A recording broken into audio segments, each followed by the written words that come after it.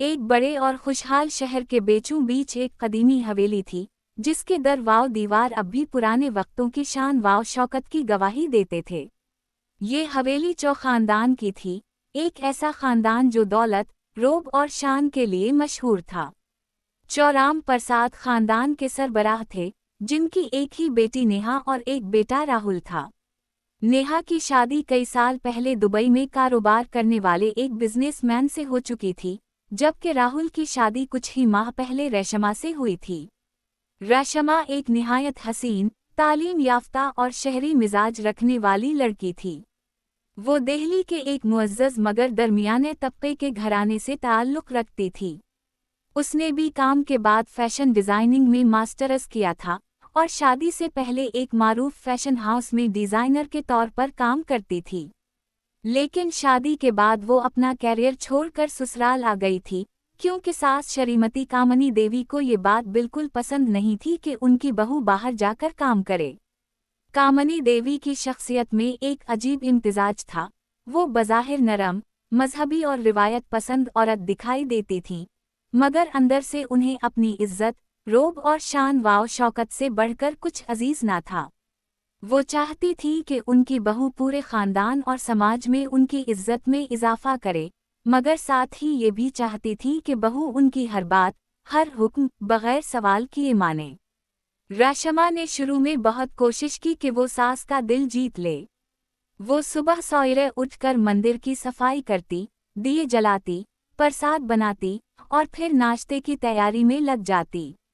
मगर कामनी देवी को हमेशा किसी न किसी चीज में खामी नजर आती।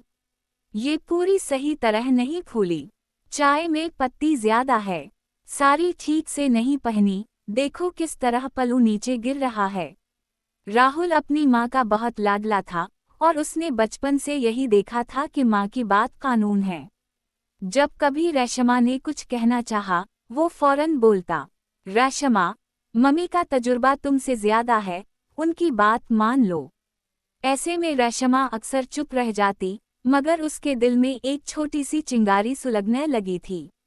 एक दिन शाम के वक्त जब पूरा खानदान ड्राइंग रूम में बैठा चाय पी रहा था, कामनी देवी ने ऐलान किया, अगले महीने हमारे मोहल्ले में करवा चौथ का बड़ा प्रोग्राम होगा। हर साल मैं सबसे खास साड़ी पहनती हूँ, मगर इस बार चाहती हूँ कि मेरी बहू का लिबास सबसे ज्यादा शानदार हो। आखिर लोग यही तो देखेंगे कि चौ खानदान की बहू कैसा लगी। रेशमा ने मुस्कुराते हुए कहा, जी मम्मी, मैं खुद कुछ खास डिजाइन कर लेती हूँ। मैं फैशन डिजाइनर हूँ ना, तो कुछ अलग बनाऊंगी। कामनी देवी ने फौरन तेवरी चढ़ाई, नहीं नहीं, तुम्हारी ये जदीद डिजाइनिंग यहाँ नहीं चलेगी। मैं खुद ऑर्डर दूंगी। मैं चाहती हूँ कि तुम 5 लाख का लहंगा पहनो और 10 लाख की ज्वेलरी। लोग देखकर चौंक जाएं। राहुल ने हंसते हुए कहा, वाह मम्मी, बहू तो पूरे हीरों की रानी लगेगी। रेशमा के दिल में एक अजीब एहसास पैदा हुआ। वो सोचने लगी कि क्या औरत की खूबसूरती, उसकी पहचान सिर्फ उसके लिबास और जेवर से होती है। मगर उसने कुछ नहीं कहा।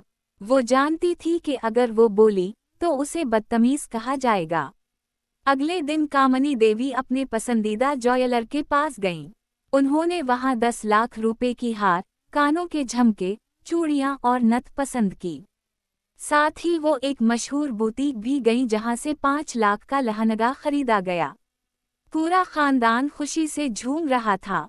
राहुल अपनी मां के साथ तस्वीरें ले रहा था और सोशल मीडिया पर पोस्ट डाल रहा था, मेरी बीवी के लिए मां की पसंद, दुनिया की सबसे खास। रेशमा ने जब लहंगा देखा तो वाकई वो बहुत खूबसूरत था, मगर उसके दिल में एक कसक थी, अगर उसने खुद डिजाइन किया होता तो शायद कम कीमत में कुछ ज्यादा मुनफरिद बना सकती थी। मगर वो खामोश रही। दिन गुजरते गए, करवा चौथ का त्योहार करीब आ गया। पूरे मोहल्ले में चर्चा था कि चौ खानदान की बहू के जेवर और लहंगे की कीमत ने सबको हैरान कर दिया है। कुछ औरतें हसद में मुब्तला थीं, कुछ तारीफें कर रही थीं। कामनी देवी के चेहरे पर फख्र की झलक थी। उन्हें यही तो चाहिए था, सबकी तवज्जो, सबकी वाह वाह। करवा चौथ की सुबह हवेली में रौनक ही रौनक थी। पूरे घर में मेहंदी की खुशबू फैली हुई थी। औरतें हंसती गाती जा रही थीं। रेशमा ने सबसे आखिर में मेहंदी लगवाई। जब मेहंदी वाला उसके हाथ पर राहुल का नाम लिख रहा था, तो वो हल्के से मुस्कुराई। दिल में एक अजीब दुआ थी कि शायद ये दिन उसके रिश्ते में कुछ नरमी ले आए। शाम को जब वो तैयार हुई, तो वाकई वो किसी राजकुमारी से कम नहीं लग रही थी। लहंगे का हर मोती रोशनी में चमक रहा था और ज्वेलरी उसके चेहरे को जगमगा रही थी। मगर उसकी आंखों में एक हल्की सी उदासी छपी हुई थी, जिसे शायद कोई देख नहीं पा रहा था। राहुल ने आकर कहा, रेशमा, तुम तो गजब ढा रही हो। मम्मी देखें तो सही, बहू की क्या शान है। कामनी देवी ने आकर सर से पांव तक बहू को देखा और मुस्कुराते हुए कहा, बस यही बहू चाहिए मुझे। अब लोग कहेंगे कामनी देवी की बहू सबसे हसीन है। रात को जब तमाम औरतें चांद देखकर पूजा करने लगें, तो हर कोई रेशमा की तारीफ कर रहा था। मगर उसी वक्त एक औरत ने हंसते हुए कहा, इतनी महंगी ज्वेलरी पहनी है, जरा ख्याल रखना कहीं चोरी ना हो जाए। सबने हंस दिया, मगर कामनी देवी के चेहरे पर लम्हा भर के लिए फकरमंदी छा गई। उन्होंने फौरन अपने मुलाजिम से कहा कि ज्वेलरी का ध्यान रखे। पूजा खत्म हुई, सबने राहुल के हाथ से पानी पिया। सब खुश थे, मगर रात के आखिरी खा कुछ अजीब हुआ। जब सब सो चुके थे, कामनी देवी के कमरे से चीखने की आवाज आई, मेरी बहू का हार, मेरा 10 लाख का हार गायब है। पूरा घर जाग गया। राहुल, रेशमा, नौकर सब जुमा हो गए। कामनी देवी गुस्से में कांप रही थीं। ये मुमकिन ही नहीं कि घर के बाहर का कोई आया हो। दरवाजा बंद था, जरूर घर के किसी बंदे ने चोरी की है। रेशमा के चेहरे का रंग उड़ गया। उसने फौरन कहा, मम्मी, मैंने कुछ नहीं किया, मैं तो अपना लहंगा संभाल रही थी। तो फिर और कौन करेगा? कामनी देवी चीखें, जिसके पास जेवर थे वही जिम्मेदार है। राहुल खामोश खड़ा रहा। वो अपनी माँ की तरफ देख रहा था और फिर बहू की तरफ। उसके चेहरे पर उलझन थी। मुलाजिमों के कमरे तलाशी लिए गए, मगर कुछ नहीं मिला। आखिरकार सबकी नजरें रेशमा पर ठहर गईं। कामनी देवी ने कहा, देखो, मैं तुम्हें कुछ कह नहीं रही, मगर जब तक हार नहीं मिलता, तुम कहीं नहीं जाओगी। सुबह पुलिस को बुलाऊंगी। ये सुनकर रेशमा के कदमों तले जमीन निकल गई। उसने राहुल की तरफ देखा, मगर उसने नजरें चरा लें। अगली सुबह वाकई पुलिस आ गई। पूरे मोहल्ले में खबर फैल गई कि चौ खानदान में चोरी हुई है और शक बहू पर है। सब तमाशाई बने हुए थे। पुलिस ने घर की तलाशी ली। जब वो रेशमा के कमरे में गए, तो एक दराज से हार का बॉक्स बरामद हुआ। कामनी देवी ने गुस्से से चीखा, मैंने कहा था ना, यही चोर है, मेरी इज्जत मिट्टी में मिला दी। रेशमा की आंखों से आंसू बहने लगे। मैंने कुछ नहीं किया, यकीन कीजिए। किसी ने ये बॉक्स वहां रखा है। मगर किसी ने उसकी बात ना सुनी। राहुल ने भी खामोशी इख्तियार की। पुलिस ने बस रस्मी कार्रवाई की और कहा कि अगर खानदान चाहे तो शिकायत दर्ज कर सकता है। कामनी देवी ने कहा, नहीं, पुलिस को छोड़ो, मैं अपनी बहू की बदनामी नहीं चाहती। मगर अब ये लड़की इस घर में नहीं रहेगी। ये सुनकर रेशमा का दिल टूट गया।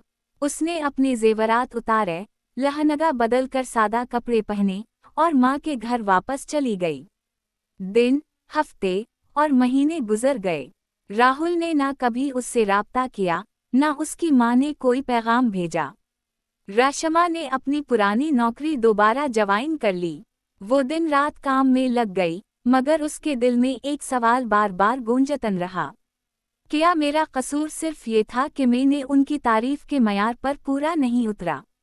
फिर एक दिन अचानक उसके फ़ोन पर राहुल का पैगाम आया, रेशमा, तुम्हें कुछ दिखाना है, कल शाम आओ, ज़रूरी बात है। रेशमा के दिल में एक तूफान उठा। वो सोचती रही कि जाए या ना जाए, मगर आखिरकार उसने जाने का फैसला किया। जब वो शाम को हवेली पहुंची, तो वहां माहौल बिल्कुल खामोश था। कामनी देवी सोफे पर बैठी थीं, चेहरा उतरा हवा, और राहुल के हाथ में एक फाइल थी।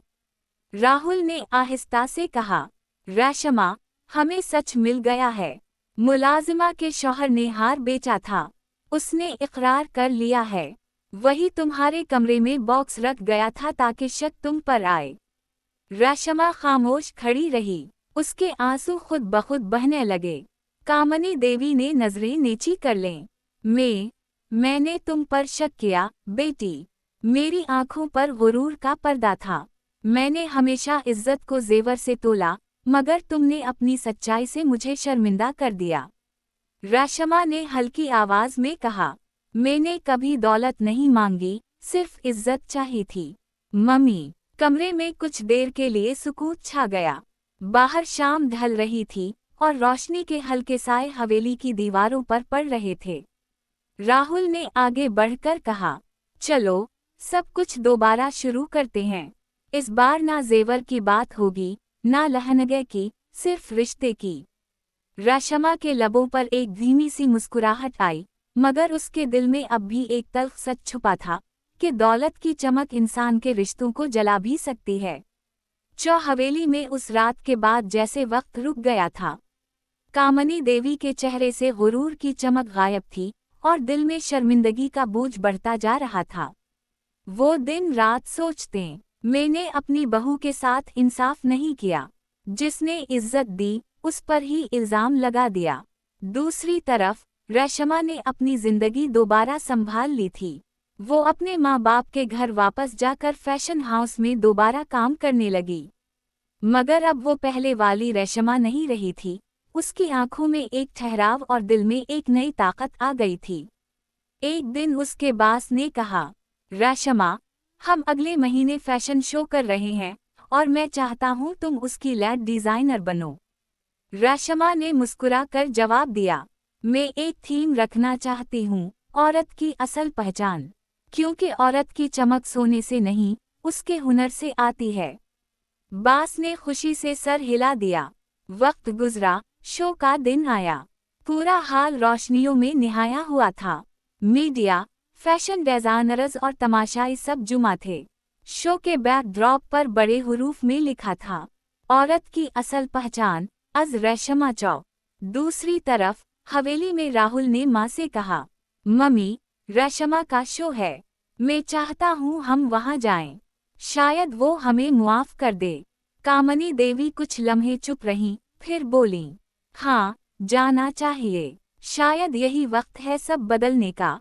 वो दोनों चुपचाप वहाँ पहुँचे। हाल में जब लाइट्स मध्यम हुए और शो शुरू हुआ, तो हर लिबास एक कहानी सुनाने लगा। किसी पर लिखा था हिम्मत, किसी पर सच्चाई, किसी पर इज्जत। कामनी देवी की आंखें भीगने लगें।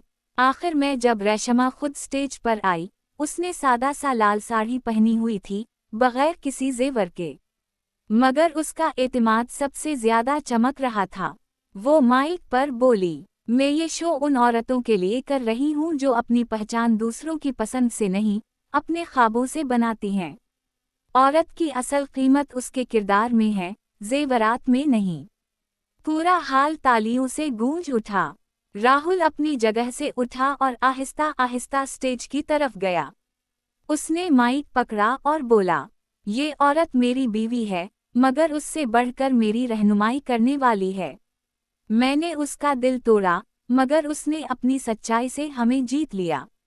फिर उसने कामनी देवी को हाथ पकड़कर आगे बुलाया। सबकी नजरें उन पर थीं।